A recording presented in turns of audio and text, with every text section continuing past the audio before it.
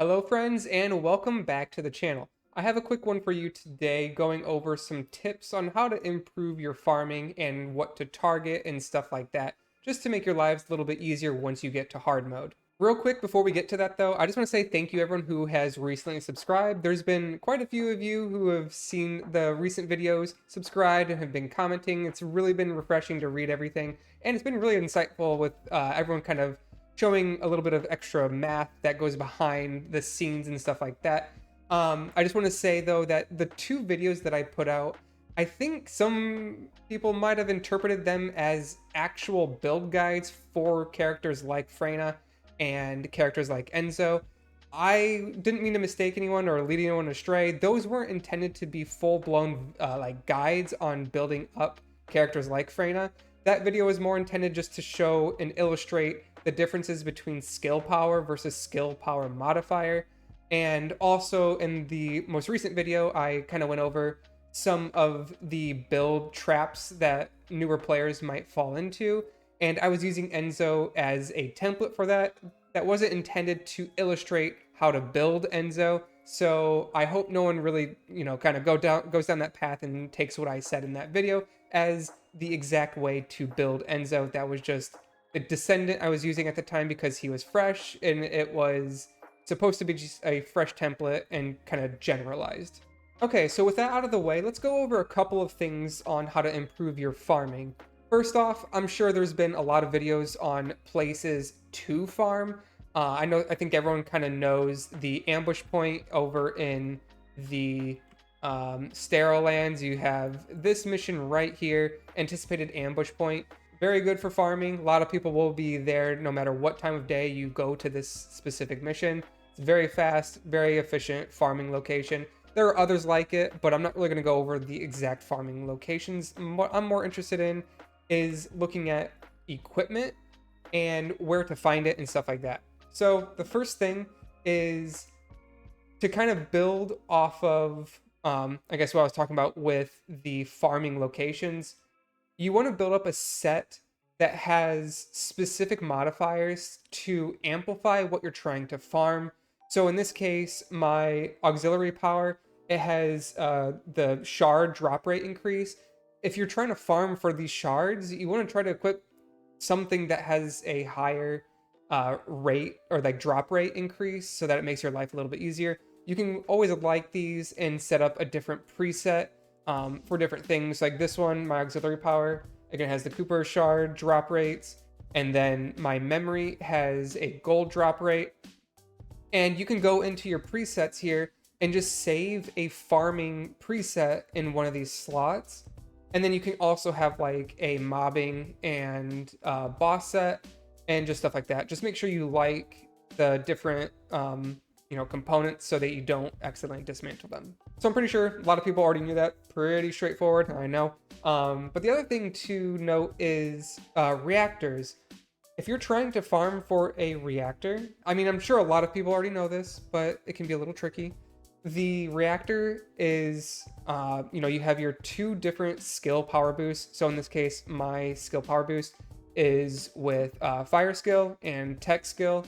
SCMO really likes to scale with fire and tech, so you want to try to chase a reactor that is really scaling with the descendant that you're actively playing. And one way people might tend to look for the right reactor is just to do something like you go into the map here, you look at a mission, you look, oh, this one drops electric and non-attribute. I don't need that. I'm going to skip that one.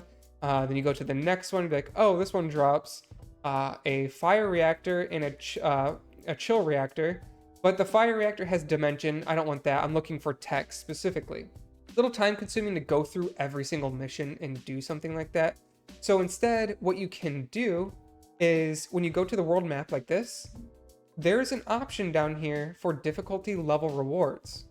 When you open this, it has a refresh timer up here. So the level of rewards right now will refresh after 4 days and 9 hours.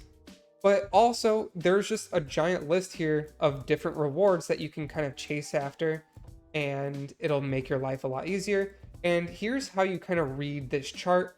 So Moonlight Lake, that's going to be this location here in Vespers. That is going to mean that um, when you're just killing mobs or doing missions and stuff like that in Vespers or in Moonlight Lake, you have a higher chance, or I think almost 100% chance, to receive increased weapon drops for special rounds.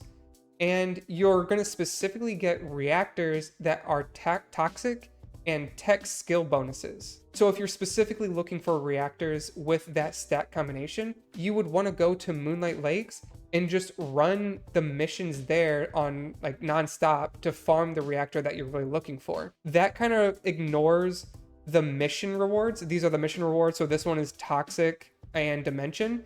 You would still have a chance to get that from completing your missions, but all the drops that take place while running that mission are going to be drops that line up with this toxic and tech.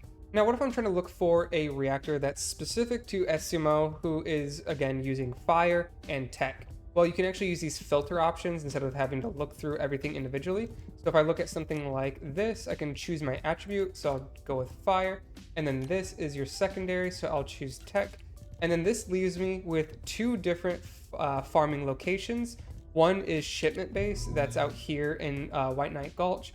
But there's also the other location is Rockfall. And Rockfall is that location where I was telling you about earlier in the video with anticipated ambush point. So this is like a golden opportunity for me to farm for my reactor for SMO specifically because, again, this mission is just incredibly efficient at farming whatever is currently active for that this zone.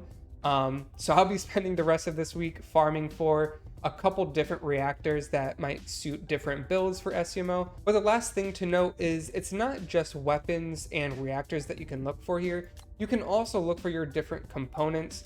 So like in this case, one of the things that's currently active are memory. And this is in mountaintops. So if I go to here, it's this whole location. Everything here is gonna be or have an increased drop rate for memory. So one of the greatest missions to farm here is going to be Borderline of Truth. This is a very quick mission as well. So if you're trying to hunt for your memory, this would be a great option, a really good week to hunt for that item specifically. So once again, just as a final note, these rewards do refresh after a few days. So if your mission is to get a specific reactor or hunt for a certain component and it's in a location that's really effective at farming, make sure you really capitalize on it this week because next week it's likely going to shift to a different location and that may be or may not be beneficial or hinder you in your farm. But that's going to be it for this video.